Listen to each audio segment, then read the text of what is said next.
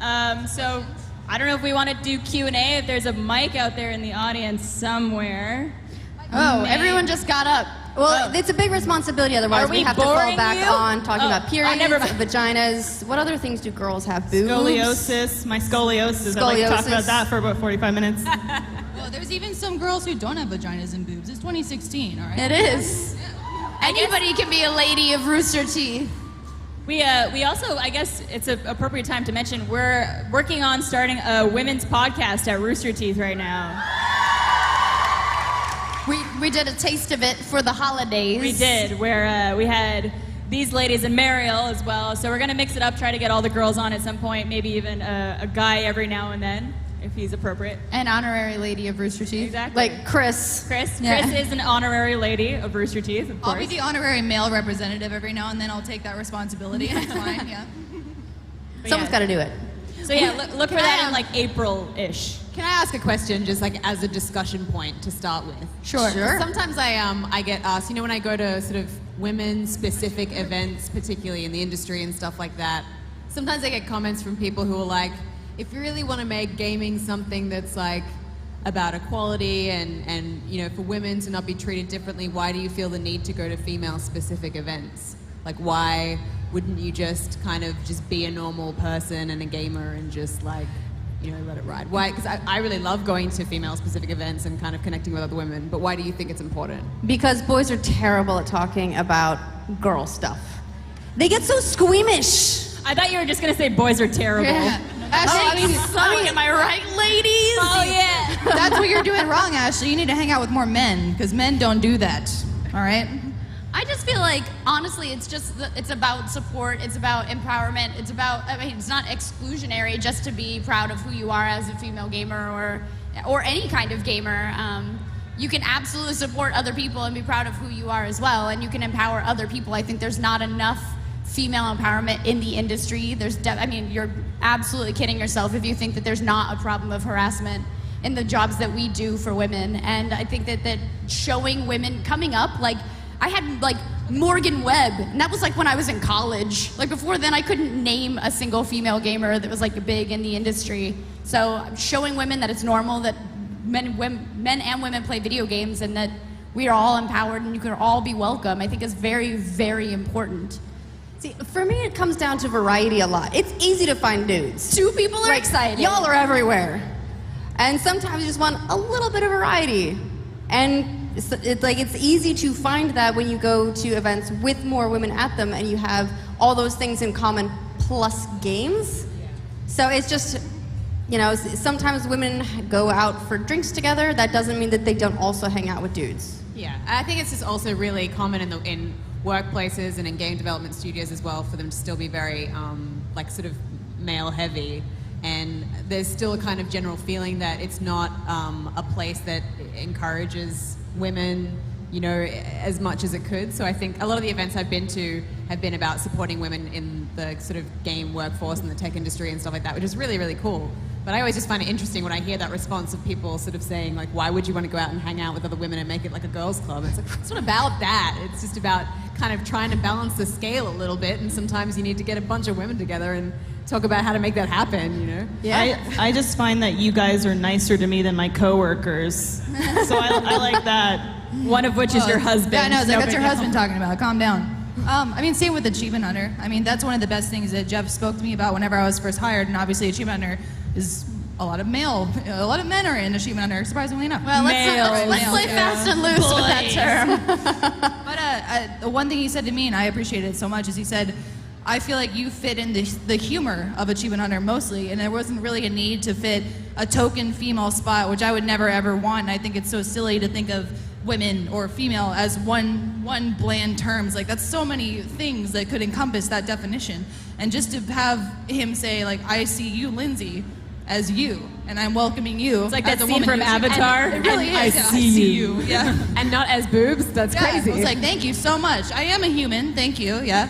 I have a personality. Appreciate that. Well, I think what's really interesting too is that, yes, you can go to a convention or a seminar that's about women and gaming, but we don't live like the women in gaming sort of thing. Like Ashley and I, for a very long time, were our own network of two women talking about video games and tech every day, and those are so rare. I can't think of another like larger network that's about video games and tech that's run only by women. It was just us. And it wasn't about like girls and games. It was just about video games and tech. You know what I mean? We still covered it just the same as everybody else does. So like living that example doesn't mean that, or going to a thing about women in tech doesn't mean that you only care about like girl games. Like you're also living just the example of like doing the same job and doing, you know, a good job regardless of whether or not you're a man or a woman or anything else. Should we do, I think there's like a mic out there. Like, should we do questions or? There's a mic. There's a mic. My guy Okay. to our left. All right, anybody want to do a question? Yep. Gentleman, right here. It might be easier to form like a line of some sort. Should we do line? I just want to say, Hex and Elise, you guys are sort of new to Rooster Teeth, so I was kind of thinking, It's our first day. what's been the most wow thing for you, for these guys, or for these lovely ladies and Lindsay? Thank you so much. We can be guys too.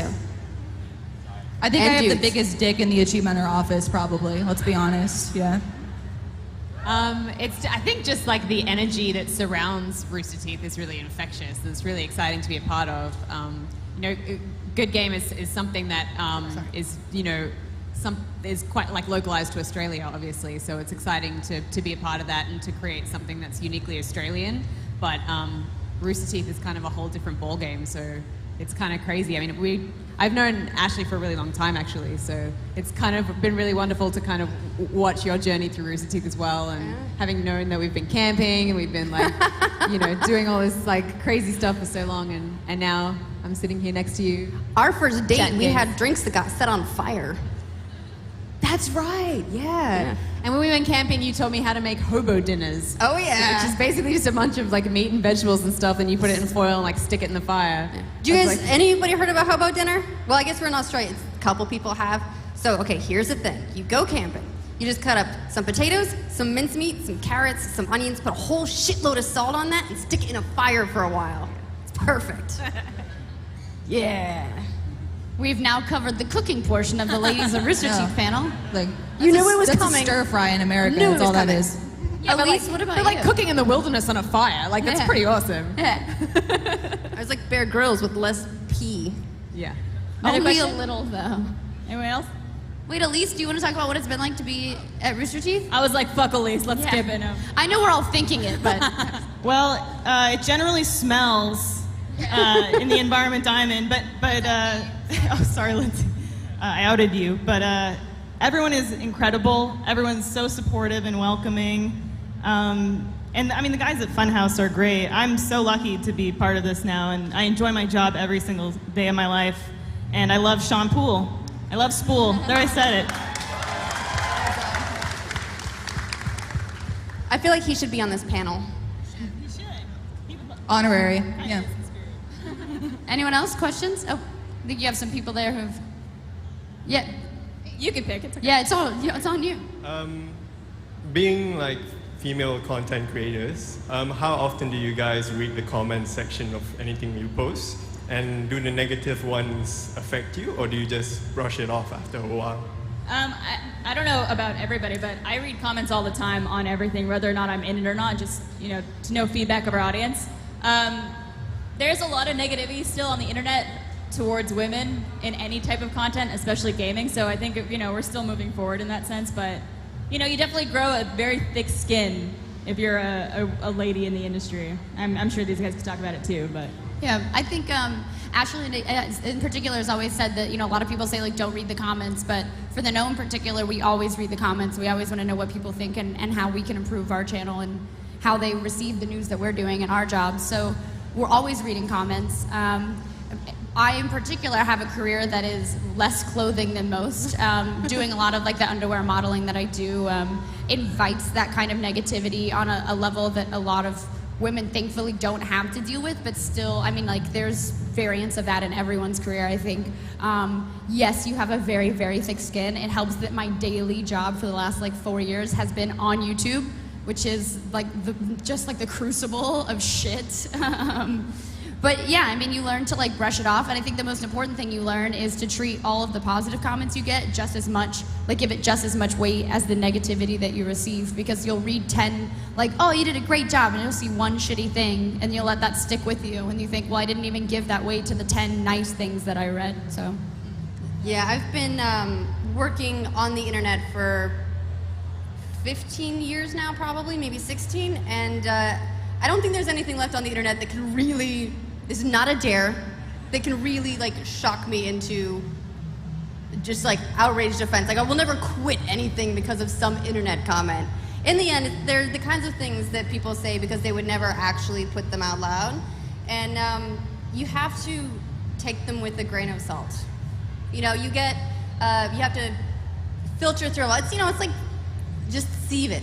There's a lot of really amazing feedback that you get by reading comments, and as long as you don't get bogged down in the terrible ones, then you're set. But if you don't take any feedback whatsoever, then you're not going to grow at all. I think I definitely cared a lot more in the beginning, you know, when you're kind of starting out and you want people to like you, and when they don't, it's hard, but I think, yeah, it is partly about a thick skin, but also kind of figuring out people's agenda. When someone goes out of their way to just say something hurtful for no reason, and it's not even feedback or criticism on your job or what you do, but they're just like, your face is ugly, and you're like, okay, well, what kind of person are you to be able to be like spending your time going online saying stuff like that about people? The only time I can really think of that was really like out of control was when there was one guy who made it his mission to out me as a lesbian, and was like really intense about it. And like I've never commented on my sexual orientation one way or another because I'm like, well, it's no one's business or whatever. So, and I was determined to like not clarify either way because, you know, as a matter of principle. But he was on such a tirade, like every kind of social media site of mine, he was posting all these things and saying that I shouldn't be working in children's television because I'm around young children and I'm gonna like, you know, molest them with my lesbianism or something like that. And he had this list of reasons why he thought that I was gay, and it's because I posted a lot of pictures of women, like Xena and stuff. It was really cool. You're not allowed to have friends or like Xena. Yeah. And one of the reasons was because I have a deep speaking voice, apparently. And I just thought that was really fair. What? Who has deep voices as women? That's weird. I think your voice sounds great. It was really intense, and that was the only time that I ever got really fired up and started writing these like long comment essays, being like, how dare you, blah, blah, blah. But Elise, I thought you were slipping into your General Grievous for a second there. Do you have the bowl here? I don't have my bowl of Grievuses. I should have brought it. I like molestation, not funny, but Molested by Lesbianism sounds like the best book. Like I want to read that. I feel like or it's like be sentenced to that. like molesbianism. Molesbianism. I'd love to be a lesbian. I don't know. like some kind of erotic zombie like plot, maybe. Like the lesbianism is affecting us all. Like in terms of negative comments, like that you guys said, I give much more weight to the negative than I do the positive. I think some people feel bad about themselves, so they try to bring you down to their level. But there are also a lot of comments that really make me laugh. Like when you get on the deep web, you'll find some shit. And I do enjoy YouTube, and I do like comments for that, and I read them all. I read all the comments too, and I feel like I'm the same way. You will find good criticism, so it'd be kind of, you're cheating yourself out of some good critiques if you're just like, I don't want to read the comments at all. It took a little bit for me to adjust because I came from news beforehand, so I was used to very professional interactions with fans or people who watched my content. So yeah, it was a bit of a shock at first, and I was like, oh man, all right, I was just standing there, but I guess I'm an ugly bitch who deserves to die. All right, cool, whatever. But I didn't know you read my comments, Lindsay. Yeah, why man? Damn it. I don't know, I guess after a little bit, you kind of have to think to yourself, like, if I'm this person's biggest problem, like my existence is that detrimental to this person, their life is amazing. Their life is fine. So I don't care anymore. Especially with body types, that's the most interesting thing. And like, you know, I'm a larger woman, whatever. But I'm sorry, like if my body is really the biggest problem for you watching this video, like go fuck yourself. Yeah. So yeah. I feel like Ashley and I sit at our desks, we sit near each other, and always be like, oh man, did you see this one? Like, we have like try and top each other with YouTube comments. There's always really great ones too, and I wish we could do like a show where we do dramatic readings of comments. Yeah. But I think my favorite one of all time is I would drag my dick through glass just to smell one of Barbara's farts. Oh my God. And I was like, I don't think you would. The good variant of that is I would drag my dick through glass to hear you fart through a walkie-talkie. It's a very popular variant. And that's how I became a woman. Yeah, exactly. That's how I was molested by lesbianism. Anyone else? Hello. Firstly, I've got some Tim Tams for you guys. Hey! We just made a new We friend. welcome We gifts. just made a new friend. Thank you. Oh, sweet shirt. Suck it, bitches. Was that your question? My question is, I have to. Secondly, who are some of your female idols? Our female idol. Xena. Yes. Yes. I had posters of her on my wall To when I be was a fair, kid. Xena was one of the hottest bisexuals of all time because when her and her muse got together, what was her damn name? Anyone? Gabrielle. Oh my God, I discovered so much about my own body. Like Xena and Gabrielle. I Just just who liked- I was. I liked all the dudes that played different characters. Like the same guy, that really hot dude that's been in all the movies lately. I think he was Dredd. He was also like the Roman leader, and he was also like the god of lust or whatever. There was like Ares was always fucking Xena. Sorry. All right, we talked about Xena. Join us for the Xena panel later. Who are your female idols, Barb? My female idols. Gotta say, I mean, it's my mom is one of them. She's over there. Of course. Gonna get points for that. And then there's people I know in my life right now, like Anna Hollum is one of my biggest role models as well. She's a very inspiring, very wonderful woman. And then, you know, all these ladies up here are inspiring as well. So Where I have is a lot of Anna? people. I feel like Anna should be here. She's up in there. She's with us in spirit. Somebody bring us Anna. She'll just crowd surf her way over. I mean, yeah, I definitely think family, friends, my mom, I think those are like the easier to pull from because they have so much of an impact on you. I think career-wise, like I said, Morgan Webb was someone who I saw on TV and thought like, she's smart and she talks about games and I want to do that. And so I added a major in college because of Morgan Webb. So like, more power to her. She's an amazing person. And getting to meet her and actually find out that she was very cool and not like a complete bitch was very cool. So she was definitely one of my role models in my career. Mine is, I'm going outside gaming a little bit, but some of my big ones, because I read a lot. One of my big formative ones was probably Anne McCaffrey, because she got me to reading fantasy. And also, just gonna be a little cliche and say Jane Austen. Love that shit. Bitch Thought Society was hilarious. And she wrote zombies. I'm going to say my boss, Janet Carr, she created Good Game, and she's the executive producer as well. But she's just been such a long-time gamer, and she just saw a real gap for gaming content coverage in Australia, and just kind of created Good Game out of nothing. And she was always really instrumental in allowing me to be very much myself and authentically, you know, a gamer and a woman, and just never apologized for that. So she's very cool lady. Amy Poehler is my like all-time favorite, like funny. She can write. She's just naturally funny. Smart Girls at the Party is such an amazing thing for young girls. And of course, Barbara's mom, also another idol of mine. Me and Elise are sisters, so it makes sense. I get it now. Oh my God, I see it. For me, obviously, yes, it is my mom. My mother worked while my father stayed at home, and unfortunately, at the time when I was a kid, that still was considered somewhat unconventional. So it was very inspiring to see her, you know, chase after her dreams and say, no, I don't want to stay at home. Sorry, I love you kids, but I'm going to work.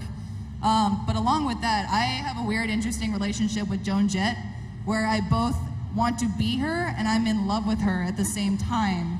So that's pretty interesting. But mostly because so much of her persona is, you know, doing whatever she wants to do and not letting anyone tell her that you can't do this because you are a woman. And I was like, that is awesome. So, I mean, from a young age, I was like, I want to do that. I want to do what I want to do and not have someone tell me, no, you can't do that, female. Get out of here. Female. Cool. Do we have another question? Do we have our microphone somewhere?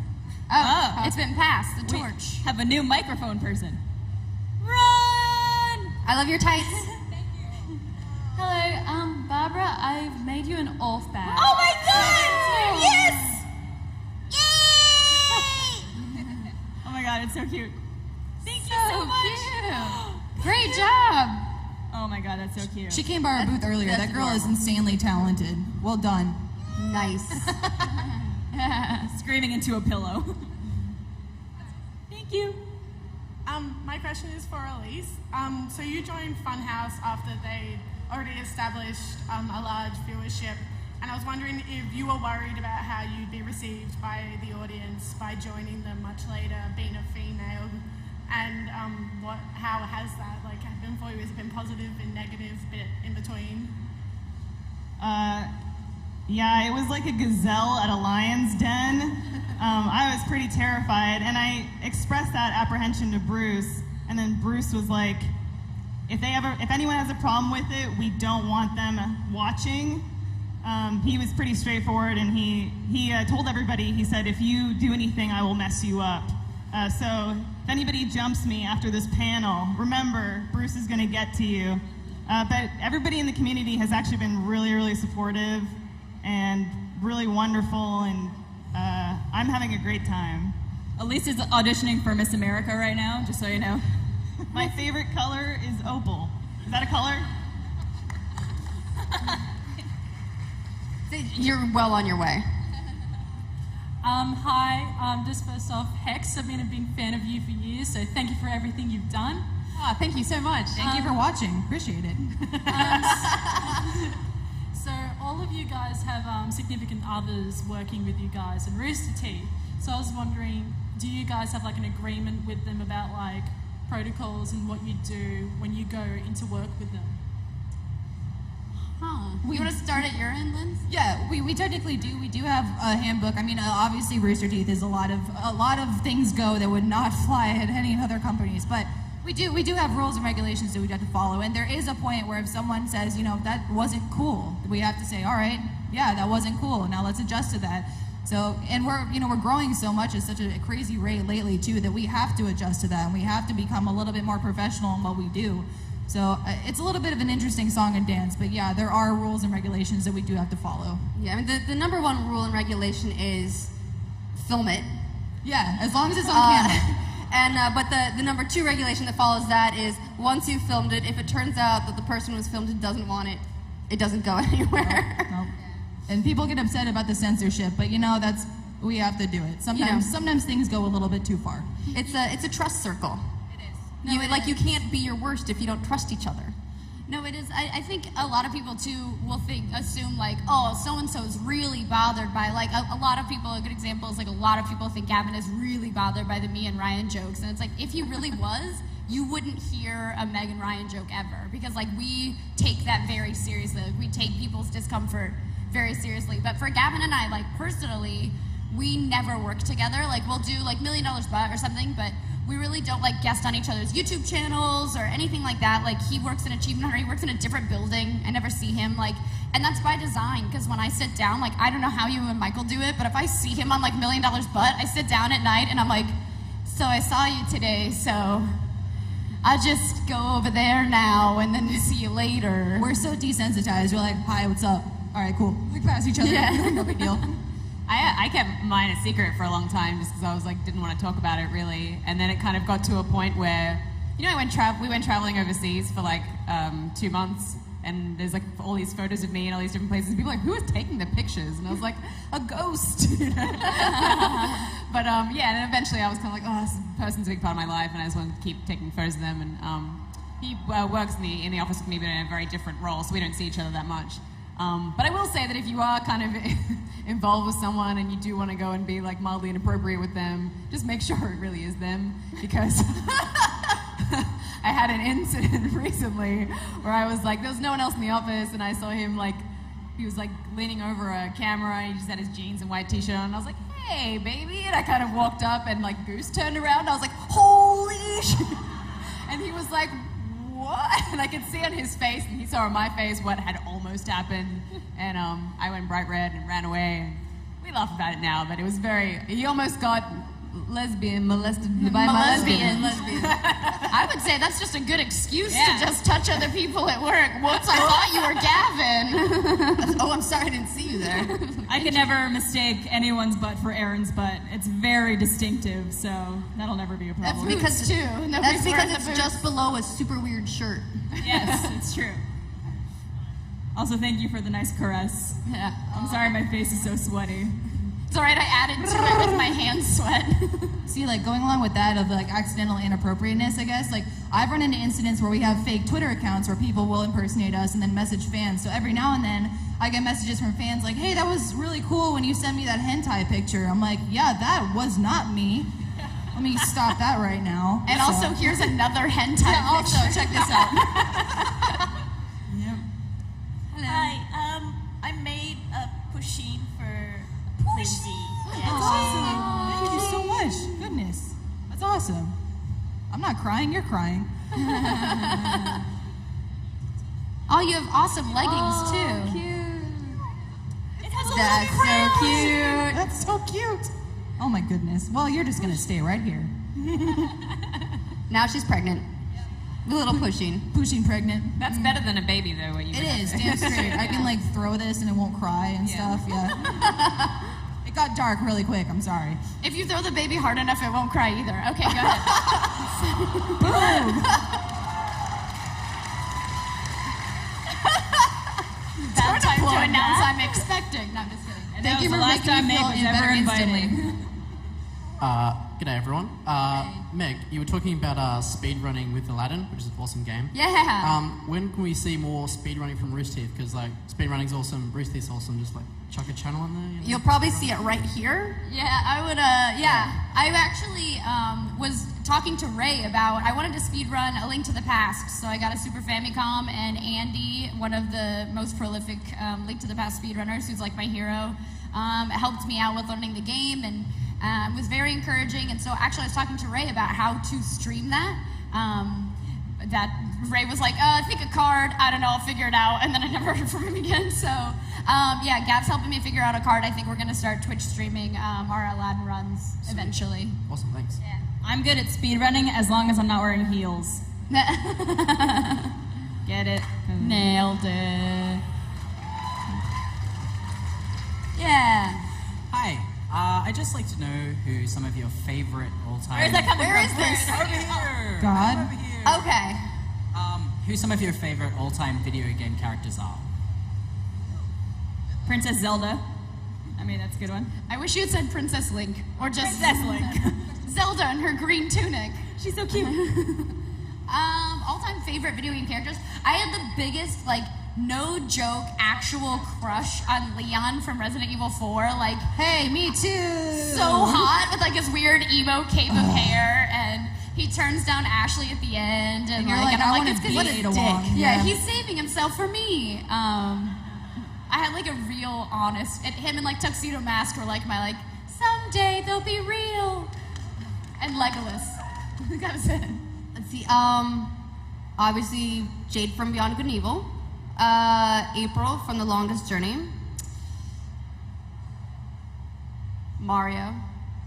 Mario, he's a cool dude. He did not give up. He never gives up. Never give up. Never surrender. I'd have to Plus say, he rocks the coveralls. he does. He rocks some overalls like you wouldn't believe. Also, Stauf from The Seventh Guest, or Staff, or Stauff, or however you Stauf in the game. But he's like a crazy dude who just kills a bunch of kids with dolls. This is it's a theme now. I'm going with dead kids. No, I'm just kidding. No, I'm actually working on a Seventh Guest series where I get to be like the tiniest part in it, but I'm just like, because it was one of my favorite games ever growing up. Well, anyone who knows me knows that I'm a huge Witcher fan, so Geralt is probably the character that I've been most obsessed with since the beginning of that series. It's just, I'm a huge fantasy nerd, and every book that I've ever read and every piece of art that I've ever loved, it was kind of like this game came out, and it encapsulated everything that I love about fantasy, and then put me in control of it. And as a character, he's just got everything about that roguish adventurer that I really love. So, and just I know it's a cliche, but the reboot of Lara Croft, I think a lot of women have really, and men have identified with her and how cool she is and how independent and strong. So those two are my faves. I love the King of all Cosmos from the Katamari series. Yeah. He's such a dick, and he's so great. I love Sly Cooper. I love. I was really digging Mike in Until Dawn, because you're like, oh god, he's a jock, he's a jerk, but then you kind of learn to like Mike. Yeah. God, who else? Link. Just because I love Legend of Zelda, and I'll try to think of more. My first answer is going to be a little cheesy, but it's true. Samus Aran, absolutely. Maybe more of the suit Samus than the Zero suit, although, you know, it's still attractive. Hitomi from the Dead or Alive series. I always like playing as her because she has a lot of upper body strength as well, and I kind of identified with that as well. For Link, I love Legend of Zelda, but also my favorite would be Malon. I always thought they should be together, not Zelda. But yeah. Can I actually correct my Zelda? Princess Ruto, because she does not take no for an answer, and she makes people carry her around. She knows what she wants and she goes for it. It's true. Most recently, though, I will say Hattie from Battle Block Theater is fantastic. Yeah, it's one of my recent favorites. I think you're all missing the best Zelda character ever, which is Shalarsh. The speedrunners call him that. He's like the old guy who gives you your dash boots. He's got ears that look like a cowboy hat, and now I can never unsee it. Love him. Tingle's also pretty great. Yeah, Tingle's so creepy. I'm just wondering, how far is the... I'm over here. What? Oh. Over here. Hello. How far is the full-blown ladies podcast? Because we keep getting all these tastes and it's really funny, so just how long till we get the actual version? I have How long until we get the ladies pod? You said April?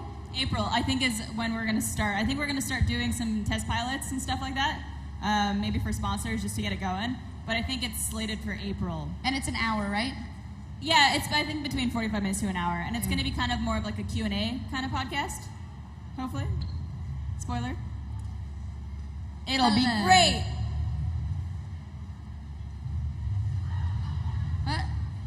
Hi, so this is kind of aimed at Barb. So I am a massive fan of puns, to the point where my sisters like to tell me every time you say one. So I have a question for you. Yes. What qualifications did you have when you entered Rooster Teeth? Very well done, very well done. Also, for a second I thought you called me Bob, just because of the accent, and I was like, I should change my name to Bob. That sounds awesome. I didn't really have any qualifications when I came to Rooster Teeth, other than the fact that I was really involved in the community and I loved the company, and I got a good rapport with the guys, and they're like, you should come work for us. And I was like, yeah, okay. I peed myself. So yeah, but good puns, and I'm glad you enjoy them. Hi, I hate to step on toes, especially Australian toes. It's about to go down. It already went down the Achievement Hunter panel, and now it's back again. I just wanted to say that Xena, very famous New Zealand production, with Lucy Lawless, she's one of our biggest celebrities in New Zealand, and you can actually learn more about her when you come to New Zealand in the immediate future. RTX New Zealand? Yeah. We're going to need you guys to donate an awful lot to Laser Team 2. We'll do that. And Xena memorabilia. Mostly Xena memorabilia, please. Thank you. I heard they were trying to reboot Xena. They are. With Lucy Lawless. That's bullshit. It's already perfect. I think this is the most we've ever talked about Xena in my entire life. You know, Really? she's amazing. Get on it. Never enough. It's on Netflix. Go back and watch it. You will question your choices. I have all the box sets. So good. Hey everyone. Oh. Got a question for all of you. Hi. With this new female content creation coming out, would you like to see tons of more female-only shows pumped out, or tons more mixed ones? Oh, we would like more female-only shows or more mixed shows? Go ahead. It seems like one of the big things for Rooster Teeth is that we want to create content that we would want to watch, and so we happen to be female, as far as I can tell, but that's not the only defining factor for any individual. So we like to watch a whole bunch of different things. We like to create a whole bunch of different things, but we never want to create something that just women want to watch, because that seems like it's limiting. We want to create something that everyone would want to watch. If they have that same sense of humor that we do, then it doesn't matter what their bits are. Yeah, I think for years, like when I came on board, and obviously I haven't been a Rooster Teeth super long, but when I came on board even, they were like, really, really want to do a girls show. Like, we want girls content. And I think we all pushed back on we wanted that content, but we didn't want something to be like, this is the girl hour. And I think we are all very, very careful, Barb especially, about being very sensitive to the fact that we're not going to be like pandering to.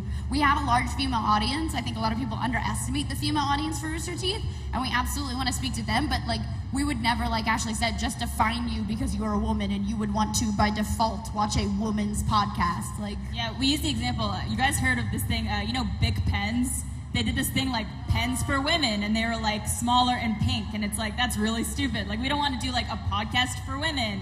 It's just like a podcast that we want to do that happens to feature a lot of female talent on it, like for the majority. But yeah, we definitely don't want to do girls only content or like, this is for girls, That being said, our podcast set will be smaller and pink. Meg, thanks for coming. How are you going? Are you feeling okay? Yeah, I'm feeling better. Yeah. It was iffy. I'm glad to be here. I'm glad to be in Australia. That was a solid question. It was very nice of you. It was very sweet. Thank you. Hello. Firstly, Ashley, I adore the Jeffrey Campbells. Thank you. Beautiful. I did want to ask, as a female who would like to attempt to get into the industry, what advice would you have for all the women out there who wanted to try and break into the industry and get their name out there? I feel like specifically for female advice, it's very difficult to say like, oh, well, clearly, like as a woman, you should do this. Everyone has very different journeys.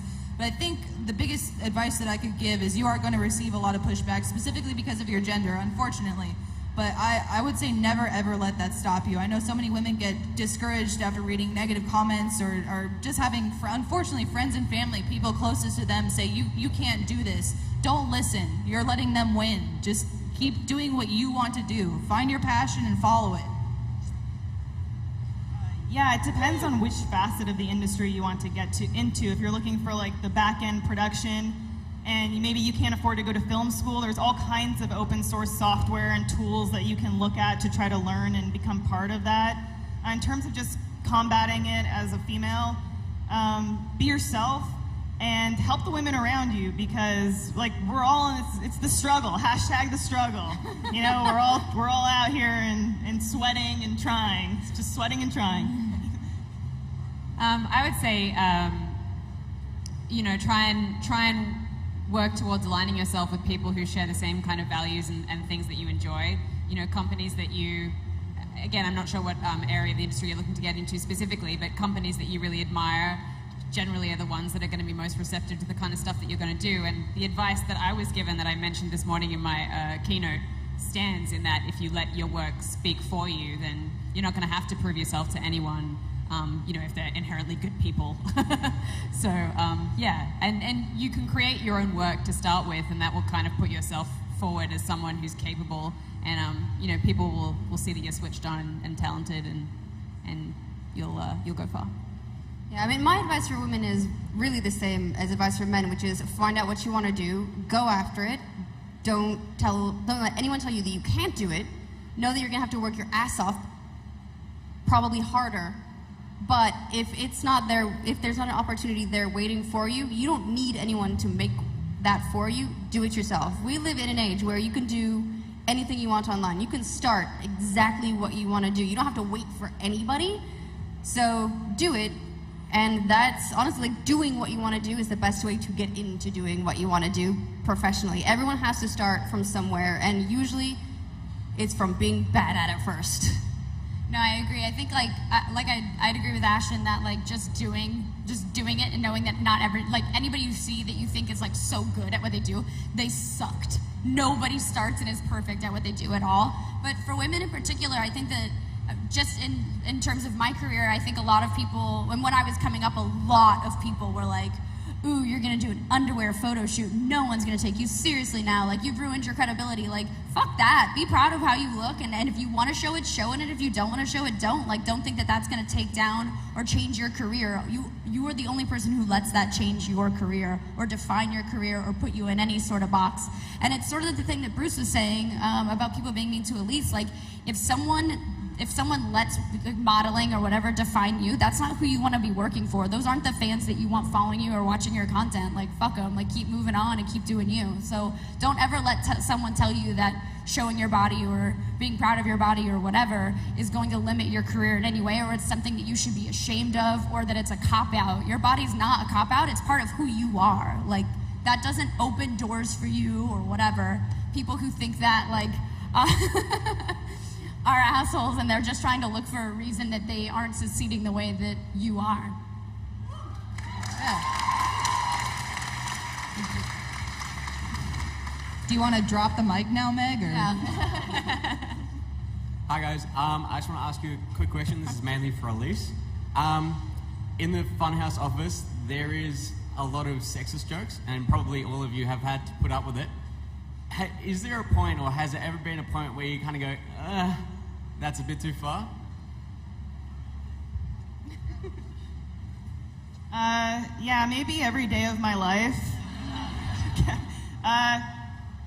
I guess there's a difference between what you say and who you are in practice, and all those guys are incredibly supportive in practice. My husband cooks me dinner like 90% of the time. Is it space food though? Pardon? Is it space food though? Does it come in a bottle? Yeah, well, it comes in a bottle, but he hands it to me. But it's that double-edged sword of some people don't understand the satire. So some people just think like, oh yeah, these Funhouse guys, they hate women like me. And then, no, they don't. They actually really love and want to encourage equality. That's why they brought me on board. I hope that answers your question. I like the idea of, like, are there sexist jokes that you put up with at work, but, like, we perpetuate them constantly. Yeah, we really like, do. Yeah. We're the one who's like, the scenes look good. Can we put a bitch in the kitchen? Take her shoes off. Let's make sure she's making a sandwich. Like, we're all just having fun with it because it is all about the intention that's behind it. If someone really is sexist, you're like, I'm not going to let you get away with it. It's not the kitchen that we're in right now. I know. Damn it. That's why it looks so scary and bright. Well, I'm baking, so. Well, see, the interesting thing too is, like, with Achievement Hunter specifically, I know some fans have been like, are you uncomfortable also, like, being one of the only females in there? Now we have Steffi.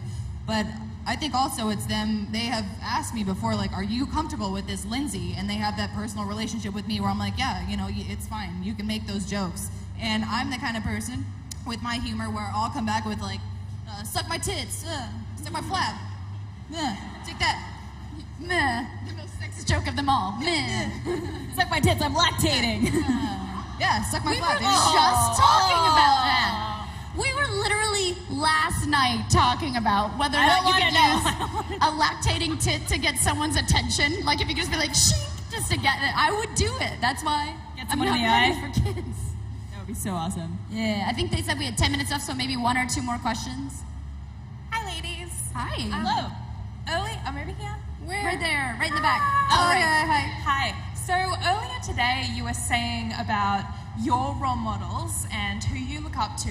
I think, do you guys realize that you have so many young people who actually consider you as role models? I was wondering how you handle that and how you act differently as role models to young women. First of all, I just want to say I'm sorry. Please don't. So sorry. It's like something that's really surreal to me because I never thought I'd be in a position to be someone's role model. But I think, all these girls and myself, we just like being ourselves and being true to who we are and not try to be someone else on camera or just, for the sake of trying to impress someone. So I think as long as we just perpetuate that idea, and I think, everyone should follow suit and just be yourself. And if someone doesn't like that, they're not worth your time. So you be you. Yeah, I think that honestly, like, if you try to think of your life as like I'm someone's role model, like that pressure is so strange, and surreal is a really good word for it. I think really in my like role modeldom, my message is, of course, be yourself, but also don't be afraid to fuck up. Like, I screw things up all the time, and like sometimes I'm wrong or I argue a point that I have no idea what I'm talking about. Do it all the time. Like, be comfortable with it. That is what life is. And so I think that kind of takes the pressure off of, are you sure, like, do you understand that you're someone's role model? It's like, if I'm the person who like screws up in front of the internet and then they learn it's okay to screw up, like, great, I'll take that brunt. Like, I'll take that hit for you. And hopefully that's like the message that you put out there. Yeah, I try to be very careful to not think of myself as a role model because it's way too much pressure. Yeah, it's weird. And also, if that's the case, then I'm bound to disappoint absolutely everybody. Because nobody is perfect, and there are a lot of things in which, you know, someone might disagree with me on a certain stance, whatever, and that's fine. That's great, but you know, we're all individuals. We're like, look how different all of us are, and I think that's what's actually way better, is that we're all super, super different, and all mostly blondish. Whoa, now I'm still redhead. Calm down. Calm down. I think I certainly feel a responsibility when, you know, we started our children's program on a children's network. So there's two facets to my job, and that we have this adult content that we have, and then we have this kids show. And it was really great for me because, you know, the circumstances in which I came into my role and the kind of the backlash that I got from that, being the first kind of woman hosting the show, and the sort of horrible thing that happened when I replaced the other host. To then get all of these letters from girls saying how cool it was to see a woman on the show, that was like really gratifying and made me feel really good. So that was really special. But I do feel like a responsibility because I get young girls all, you know, being like, I want to be just like you. And I'm like, oh, that's so sweet. And they're like, and I dyed my hair the same color. And I'm like, oh, that's gorgeous. And she's like, and I'm 12 years old. And my mom says that you're great. And I was like, cool. She's like, and tomorrow I'm going to get my nose pierced. And I was like, no, wait. So yeah, I mean, I feel a responsibility, but I also feel really privileged to be in that position personally. Yeah.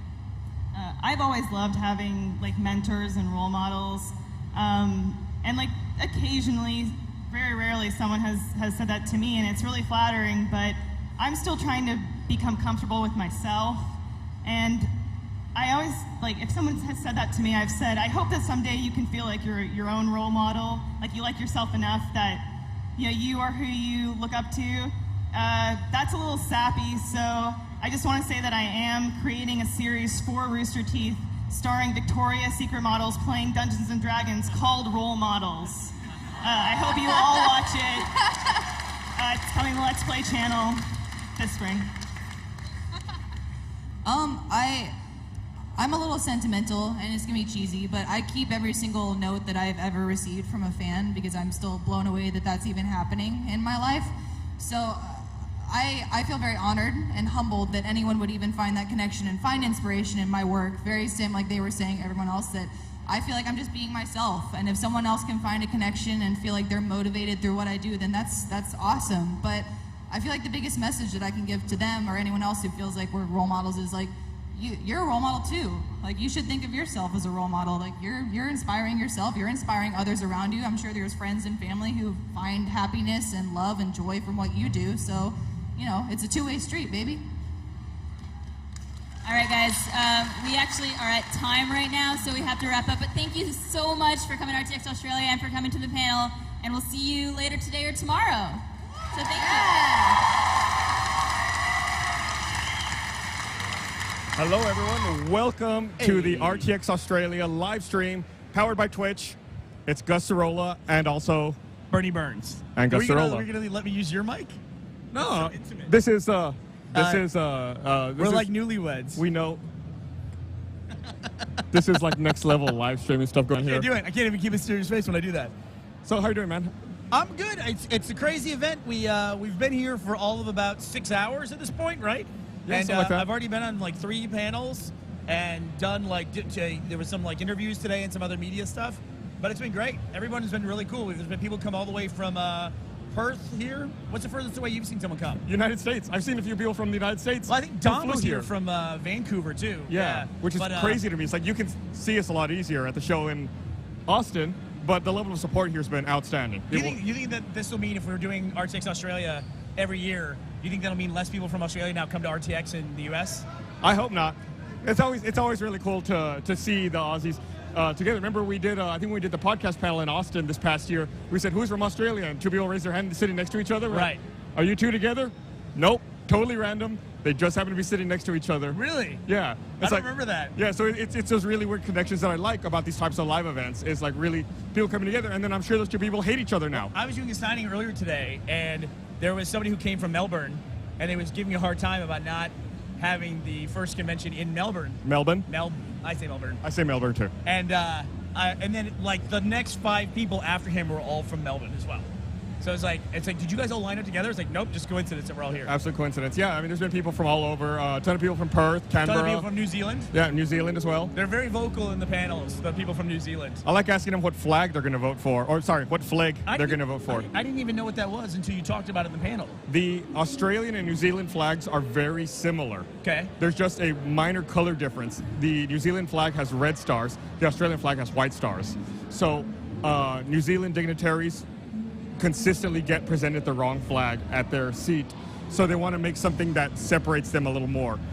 So they actually reached out to the people of New Zealand to present them designs for a new flag, and then they put them all online. People voted, and the most popular ones are going up for an actual vote to pick the new flag. In a million years, you could never do that in the States, because you would try to do that, and you would get like some of the worst designs ever. They had those. Did they? Yeah, it was amazing Did to they watch. make the ballot? The ones that finally made the ballot were okay. Okay. They're none of them were that great. Like there'd be a dick butt flag or something like that. I think I saw a few of those. So where is this stream going out to? Is this global or is this It's a regional? global stream all over the world. Kind of tough. We were talking in the Founding Fathers panel today. Jeff talked about his new show, Let's Watch, where they're going to be watching movies and commenting on them. And him and Matt were talking about how hard it was to get the rights to movies to just be able to broadcast them on the internet. You know, first of all, just on the internet, and then secondly, all over the world at the same time. Because, you know, we fully recognize the fact that, you know, whenever we put content online, it's not just watched by people in the U.S. Right, yeah, and it's difficult to navigate all of those rights issues. So luckily, this live stream is going out to people all around the world. Well, there's no rights. It's just me and you. And those rights have been stripped from us. I got this right. You right can there. show your guns. You can show my guns. Fight your way back. It's illegal in Australia for me to do this. So we just wrapped up, and it's unfortunate we didn't get a chance to see it because we were up here getting ready for the stream. But we just wrapped up the Ladies of Rooster Teeth panel. Earlier today, like I said, we had the Founding Fathers panel, which was Joel, me, you, Jeff, and Matt. And then we had, before that, the Achievement Hunter panel. Yep. And then the Laser Team panel before that. And I did a Building a Community panel with Freddie Wong from Rocket Jump, Craig from Screw Attack, and it was myself and Barbara as well. Who's our other special guest that's not... We also have Hex, or Steph. Yeah, I mean from the U.S. Did we bring anybody else down? I think it's us and Freddie. Yeah. So thank you, Freddie from Rocket Jump, for sitting on a plane with us for 15 hours. Freddie's to come amazing. down to He's always been a Australia. big part of RTX because he was a keynote speaker at RTX in Austin. And, you know, we just love having Freddie around. Yeah, he's great. It was really cool. He coordinated with the lighting crew in our panel so that he had an air horn app on his phone, and anytime he hit it, they would change the colors of the lights in the room. Okay. Yeah, so just to try to keep the audience on their toes and keep them interested. And if you didn't get a chance to see it, Rocket Jump, Freddie's company, they made an episode of their Hulu show that was a super over-the-top live-action fight scene, and it was dedicated to Monty.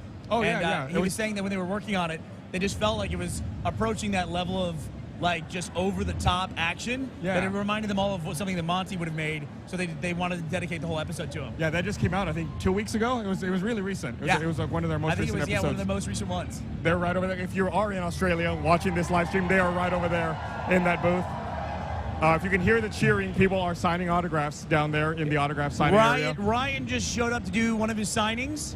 And then that cheering was for Ryan? I don't know what the cheering was for. It seemed like as soon as you said hello to them. I think it was for Ryan. Yeah. People have low expectations of who to expect down here, apparently, if Ryan got that kind of reception. Are you guys waving at us? Are you waving at us? Hi. They are waving at us. I love this location we have here for our stream where we can talk, just kind of on a balcony overseeing the floor. I'm really blown away by the number of people here for a first-year event, especially for an international audience for us. Oh, you say for this being a first-year event? event? Yeah, people have really come out in force to support it. Our experience in coming down to Australia has always been positive. I mean, from the first time we came down here, I don't even remember what our first event was. You know, coming down for just general conventions, you know, not Rooster Teeth focused ones. It's always been just an amazing experience. Yeah, I've been to Sydney, I've been to Melbourne, I've been to Adelaide, and I've been to Perth.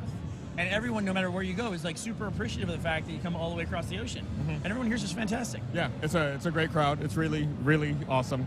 And we hope to really grow it. So let me ask you a question, because it's not clear to me yet. RTX is in Australia, is in Sydney for 2016. Correct. We know for a fact there's going to be an RTX Australia next year. It's already on the books. Everybody's already working on it.